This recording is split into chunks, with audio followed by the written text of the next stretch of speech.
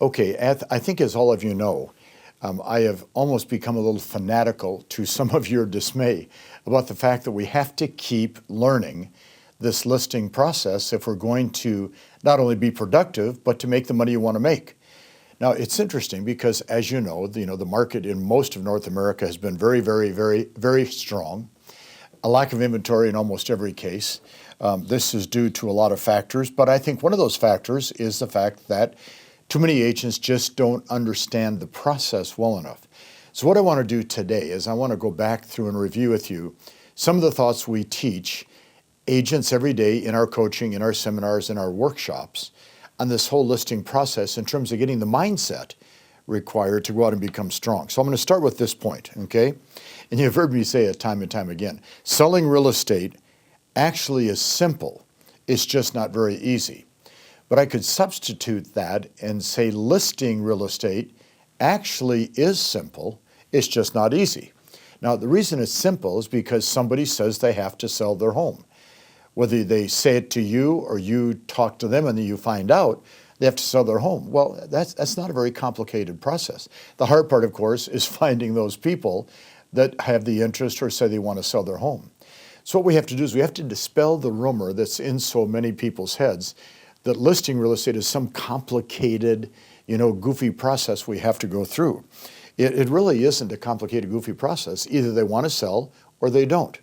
Our job, of course, is to find those people that have an interest, have the desire, have the motivation, have the ability to sign a contract and get their home sold. Now, I understand that one of the challenges we face is a lot of the sellers are buyers, and they can't buy a home because there's no inventory available for them to buy, so therefore they're hesitating on listing. Well, that's also part of the process of learning how to handle those kind of objections and to deal with that, which we can talk about a lot. But the second point I wrote down is we have to understand that listing real estate in high volume really starts and ends with common sense. For 5 years now, I've been saying to you, the listing agent is the employer. Selling agent, showing agent is the employee. Common sense. I can't take buyers out and show and sell them property unless there's inventory. Our job, common sense, is to be the provider of the inventory. A couple of days ago in Atlanta, I was talking to a broker and I said, the challenge we face, if I call on your company to buy a home and you don't have any listings, then really, in essence, I should go to a company that has listings/inventory. So therefore, because this broker was saying, I don't think my people need to list property. I said, well, here's the challenge. If there are no listings for your agents to show to the buyers they have, because he was buying thousands of leads off the internet, which is very common, the challenge you have, inventory free means sales free. So common sense says I have to control the inventory, to control the market, to control my production, and more importantly, to control your income, which all of us can do. And then I want to remind you again that really listing property tells us we are deeply involved in three words: people, communication, and image. I've repeated this so many times, it's almost hard to believe. People. You have to feel comfortable, you have to feel confident to sit down and talk to people, whether it be in a prospecting method and or if you're pre-qualifying or making the listing presentation. Anybody can develop people skills, okay? People skills, the biggest skill, of course, is the skill of asking questions. You can develop that skill through learning what questions to ask, practicing all the time, role-playing, to build your confidence, you go out and do it. We're in the people business. Communication, of course, is the critical word because they want to know three things. They want to know, when you talk to a seller, what's it going to sell for, how long is it going to take, and what are you going to do to get it sold? So we have to understand that we have to communicate these kinds of ideas to other people.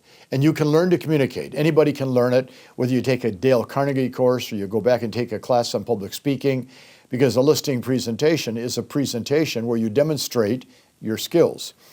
And then, of course, I always talk about the image side of our business because the truth is, image is critical. Why? Because when they open the door, they start critiquing us automatically. They're going to say to themselves, wow, based on what I've seen, I like, or based on what I've seen, I don't like. Based on those first few words we say, they'll say, oh, I'm interested, or I don't think I like it at all.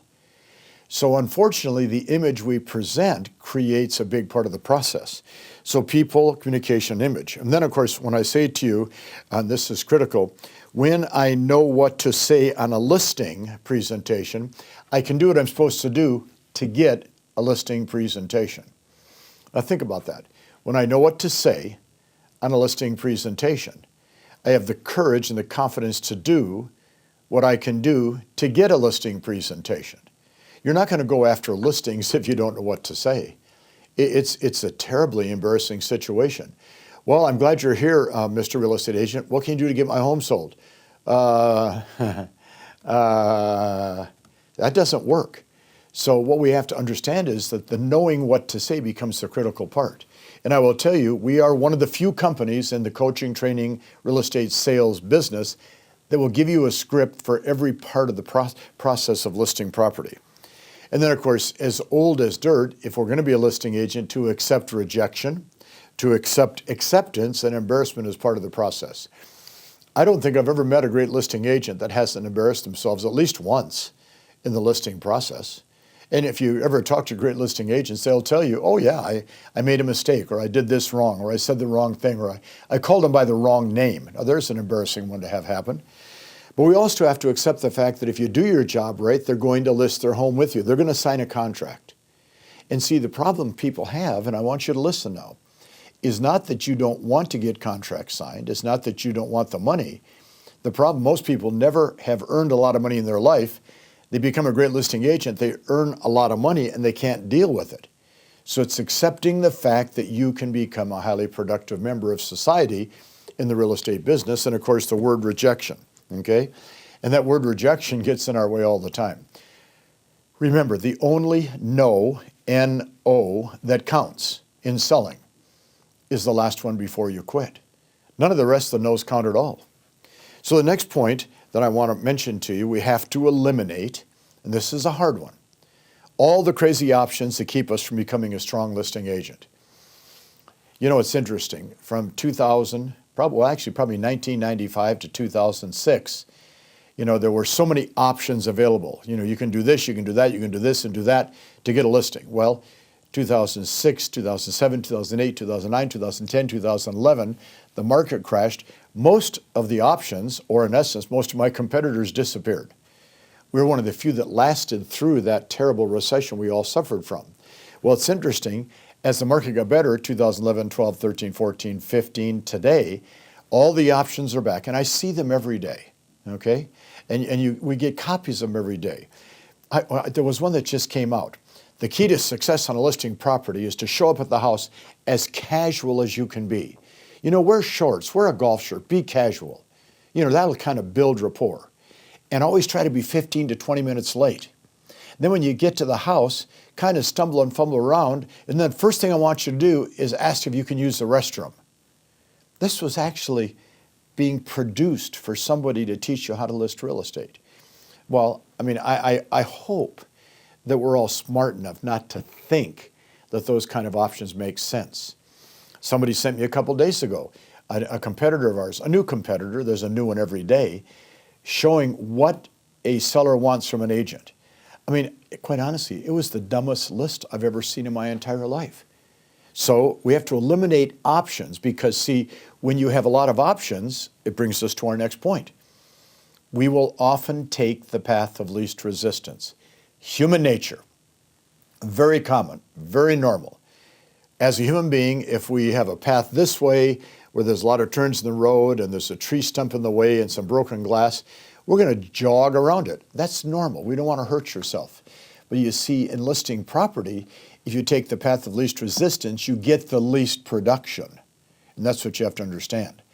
As we just said, there is no magic formula on listing property. You have to learn how to talk to people, whether it be prospecting, pre-qualifying, lead follow-up, presentation. You have to be very specific in what you say to be convincing to them to list with you. This isn't the path of least resistance. You're not going in as their newest family friend. And then the last thing that I want you to write down is there's 4 paths to getting a lot of listings. Now there's probably 100 paths, but here's the 4 I want you to consider. Advertising, marketing, and direct mail is a path to get a listing. And you will get a listing if you take that path. Technology and social media is a path. And of course, today, as the market started going this way and getting better, more people got involved in technology and social media because they didn't know how to sell. Obviously, a third path is waiting, hoping, and praying that they discover you, they find you, they call you. It's a tough path to take. And then the fourth path, of course, is going out and finding them. So what I want to remind you that as the spring market now is in its height, March, April, May are good months for us to list property. If you're not getting the results you want, do something about that. Okay, take a stance. Learn the process. Learn what to say, what to do to build your confidence. Understand that most people won't understand in your office, other agents, what you're trying to accomplish. You're trying to build a career. You're trying to build productivity and trying to build income for yourself. We're here to help. If we can help, let us know. If not, I will look forward to talking to you next week. Thanks for today.